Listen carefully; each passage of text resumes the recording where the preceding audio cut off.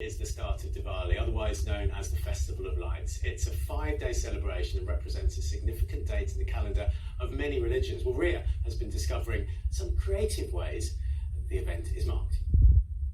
I'm joined by puppet show producer Nalima Penamarfi and puppet designer DiwaliVideo. Welcome. Nalima, for people at home who don't know, what is Diwali? How do the puppets here tie into Diwali? Because they're absolutely fascinating. They're all the main characters from the story, which is the Ramayana, the story behind the festival Diwali. Right. So he is Rama, Princess Sita, and this is Hanuman, who is who's half man, half monkey, and he's a great warrior who helps Rama rescue Sita from the demon king, Ravana. Who is here? And Jilly, you're holding him. Who do we have here? This is Ravana. He is indeed, as Nilima just said, is the demon king who is responsible for the Great War because he abducts Sita and they go in search of her and bring her back eventually to Ayodhya, and that is when they come back that the populace light lamps and welcome them back, and that's the origin of Diwali. So he's a very bad man. Now, Jilly, you've worked in puppetry for 40 years, so you're an absolute expert, aren't you? Elderly woman. How did you go about designing these puppets? Well, as I say, I was born and brought up in India, and I've always loved the stories, especially the Mahabharata and the Ramayana, which are the two great Indian epics.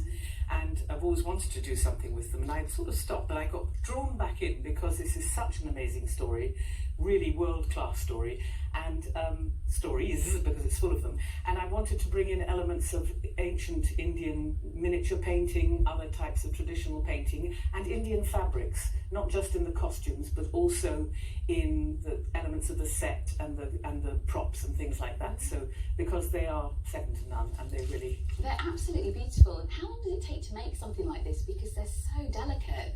Well, we have a mixture of different types of puppets in this, and these are all carved. This is partly carved and partly moulded because he's so big and heavy. They are carved out of wood. We have had 3 wonderful carvers making these, and they are, I would say, if you're lucky, 2 weeks, more like a month per puppet. They are a big deal to make, and they require a huge amount of skill and artistry. I can imagine. So, just to interpret and design, which is...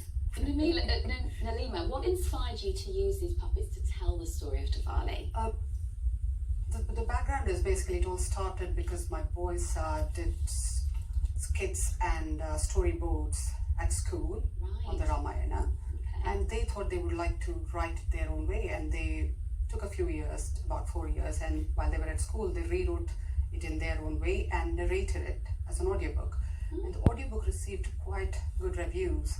So at that time I thought I should figure out a way to sort of convey the story Ramayana visually. Yeah. And puppetry is a form of storytelling which is reasonably popular in India, and I know it's popular in Europe as well. Wow, what a brilliant way to tell that story. Thank you for joining us today, and happy Diwali to you all. Thank you, Ria. Happy Diwali to you too.